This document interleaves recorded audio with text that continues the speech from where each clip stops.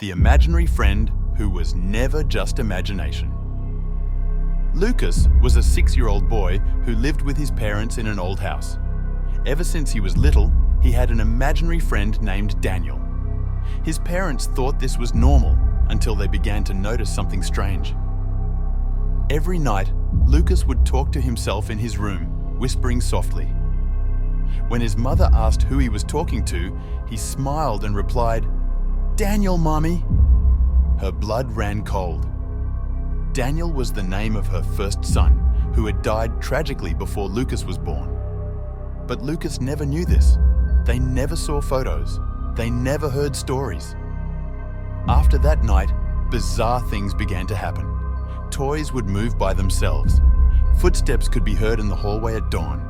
And even when Lucas was asleep, his mother felt that he was not alone. And before we continue with this story, if you've come this far, you've already realized that the horror is just beginning. So, if you like scary stories like this one, don't forget to subscribe to the channel, activate the notification bell, and leave your like. This helps a lot to bring more chilling stories. Comment below. Have you ever had an imaginary friend? Or do you know someone who has? Share this video with your friends. But be careful. Someone next to you might not really be alone. Determined to find out the truth, the parents installed a camera in the room. The next morning, they watched the recording and terror took hold of them. Around 3 in the morning, Lucas's blanket was slowly pulled back. He sat up in bed and looked at a dark corner of the room, mumbling, "I can't go with you. Mommy said no." In the video, a dark shadow moved in the corner of the room.